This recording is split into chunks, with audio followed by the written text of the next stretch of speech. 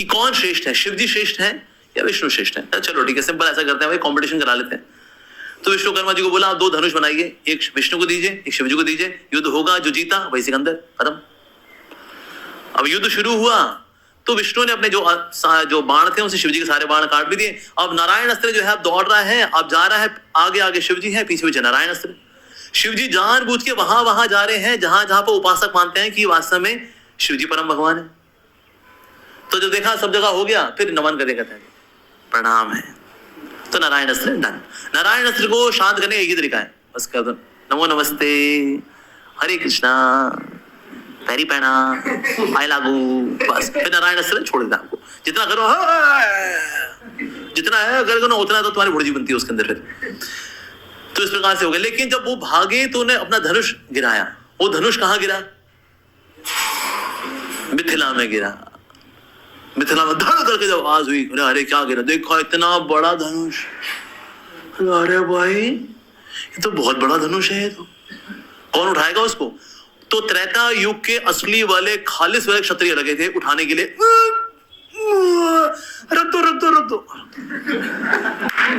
जिसे प्रसाद ट्रांसफर करते हैं ना, बड़े बड़े ड्रम होते हैं, उठाते हैं, रख दे। फिर करते हैं, चला भाई कपड़ा लेके आओ, कपड़ा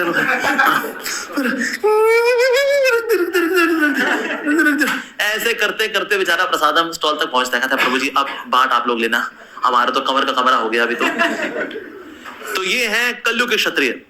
नाम होगा, मेरा नाम है प्रशांत खत्री, पर इनसे गमले उठा लो यहां से वहां। प्रभु जी मैं 3 दिन मंगल आरती नहीं आ पाऊंगा। क्षत्रिय है कलयुग का ये। तो ये असली वाले क्षत्रिय हैं, त्रेता युग के क्षत्रिय हैं, 500 क्षत्रिय। ये उठा रहे शिव जी का धनुष, उठा रहे, रख दे। तो कितनों के स्लिप डिस्क हुई, कितने बेचारे पतंजलि गए अपना वहां पर स्लिप डिस्क वगैरह करा रहे, देखिए थोड़ा नहीं करे।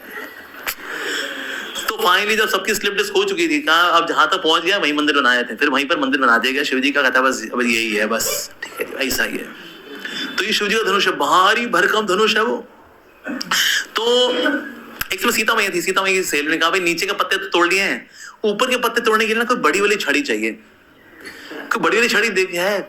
हाँ, सीता ने कहा एक छड़ी है, मैं देखी है, वो पापा ने उसके आगे ऐसे बत्ती घुमाते रोज सुबह सुबह, वो लेके आती हूँ मैं।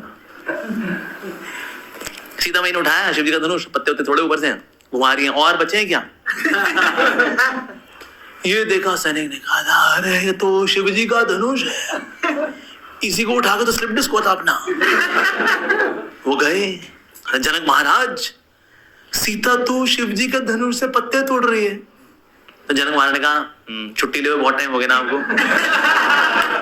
आप छुट्टी लो घर, आप थोड़ा घूमा, बच्चा भाई बच्चों के साथ घूमना फिरना चाहिए, कुल्लू मना लिया। ये देखिए भाई क्या बोल रहे, दूसरा दिखेगा महाराज सच ही बोल रहा है, कहा तुम भी जाओ वेकेशन पे भाई, सभी एक साथ, मैं ही देख के आता हूँ। जनक महाराज गए तो सीता माई कहती है बहुत फूल तोड़ लिए, चलो रख देती हूँ इसको। कहते अरे अब तो हमें भी वेकेशन में जाने की आवश्यकता पड़ेगी भाई, हमने क्या ही देख लिया। तो इसलिए फिर बात ये है भाई कैसे वर चुनेंगे? तो भाई जो अगर ये ऐसे उठाने वाली साक्षात लक्ष्मी हो सकती है, और कौन उठाएगा? अगर लक्ष्मी है तो नारायण ही इनके पति बन सकते हैं। नारायण को कैसे ढूंढेंगे? कहता वही शिव जी का धनुष है, जो उठा लेगा वही है। तो सबको व्हाट्सएप मैसेज भेज दिया गया भाई सीता स्वयंवर हो रहा है, आ जाइए। सब ना व्हाट्सएप मैसेज कर, सीता तो हमारी है, और नहीं तो सब ऐसे डोले शोले बना करके प्रोटीन शेक पी करके सब पहुंचे वहां पर, कहते हम उठाएंगे। सब सीता को देखते उठाते, तो आगे से गीले पीछे से पीले हो जाते। अब डायपर पहन के तो आए नहीं थे ये लोग। तो कहते अरे हम जा रहे हैं, धोती को लपेट लुपेट के। ऐसा कईयों के साथ हुआ। तो जनक महाराज बड़े उदास, भाई कौन ही उठाएगा शिव जी का धनुष। तभी वहां पर आए, अनाउंसमेंट हुई, आ रहे हैं त्रिलोकेश्वर रावण।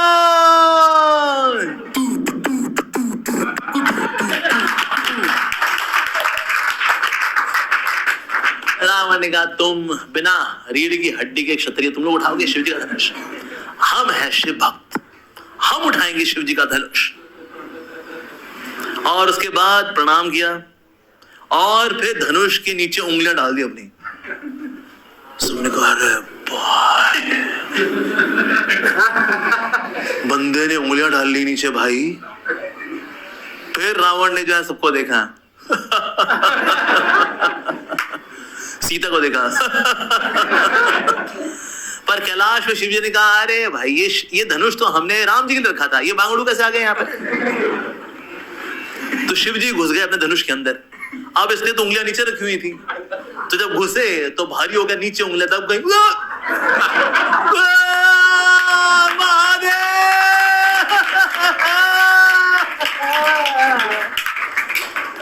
तो पार्वती भैया बोली अरे थोड़ा सा रिलीज कर दो बेचारे का, अरे तो हल्का सा रिलीज कर।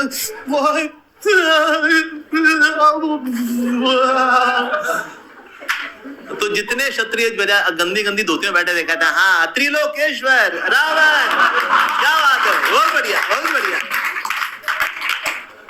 कहता हमने ना उठाया, तेरी कौन सी रीढ़ की हड्डी है बेटा, तेरी तो उंगलियों की हड्डी है, कहीं तेरी तो है, हमारी धोती गंदी हुई, तेरा कौन सा बड़ा हवल गया, तूने उठा ली बड़ा है। त्रिलोकेश्वर रावण तेरी। ऐसा वन मजाक उड़ा तो भुनभुनाता हुआ चला गया वहां से। अब तो जनक महाराज बड़े उदास, भाई शिवजी का धनुष भला कौन ही उठाएगा। अरे तो उदास बैठे तो फिर विश्वामित्र मुनि राम और लक्ष्मण के साथ आए। उस सुकुमार से हैं, बड़े सुंदर से, 12 साल की उम्र है राम जी की, इतने सुंदर। अरे ऐसा नहीं वो राम जी को मसल वसल हैं उनके ऐसे बाइसेप्स ट्राइसेप्स ऐसे, हाँ कौन से दिखते हैं। तो फिर विश्वामित्र ने कहा इसको मौका दीजिए, हमारे हैं राम हैं, तो रघुकुल से हैं, दशरथ पुत्र हैं। अरे नाजुक सा बच्चा कहाँ ही उठाएगा। लक्ष्मण ने कहा अरे जी ध्यान से बोलने का, ये रघुकुल शिरोमणि है श्री रामचंद्र। मौका दिया गया, शिवजी को प्रणाम किया राम जी ने कि वास्तव में शिवजी ने ये धनुष क्यों गिराया, मेरे लिए गिराया, आगे जाकर मैं उठाऊंगा और फिर सीधा सिवा होना है, तो ये इसलिए प्रणाम किया। और फिर शिवजी का धनुष उठाना, उस पर प्रत्यंचा चढ़ाना, ये और तोड़ देना चढ़ाते हुए, ये 1 माइक्रो सेकंड में हो गया। ऐसा नहीं टीवी सीरियल में देखते ना, पहले हाथ फिर उठाना, फिर धागा लेना, 36 एपिसोड इसमें हो गए भाई। ऐसा नहीं है जी, 1 माइक्रो सेकंड के अंदर उठाकर तोड़ दिया उसको। इतनी जोरदार आवाज हुई थी, 14 भुवनों में उसकी आवाज गई। इवन ब्रह्मा जी भी अपने कमल के ऊपर,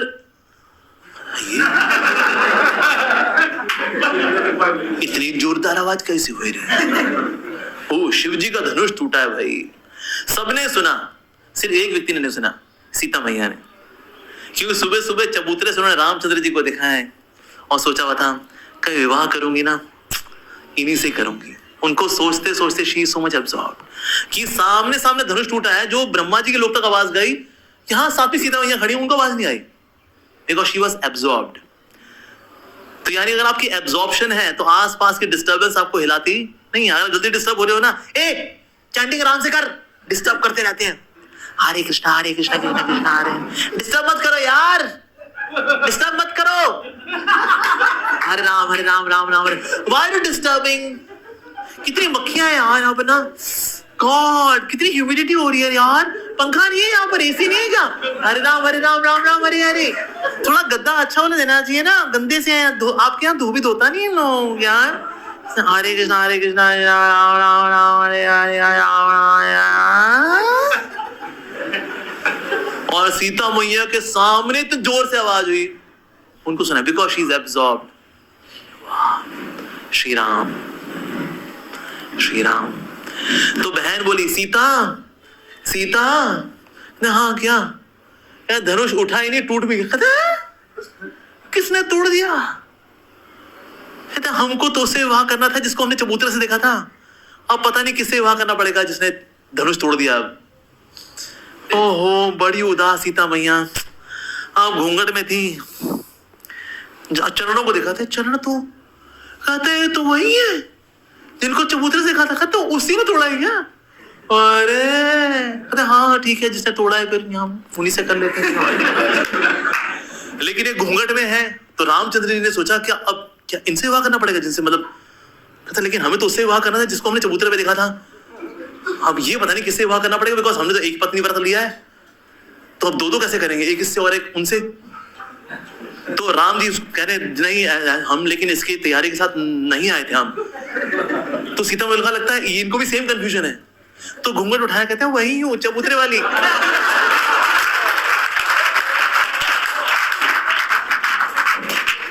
तो राम जी कहा अरे ये तो वही है, तो हाँ वैसे क्या तो बहुत अच्छा है, लेकिन फिर भी हमें पिताजी को बताना चाहिए, पिताजी के आगे हमें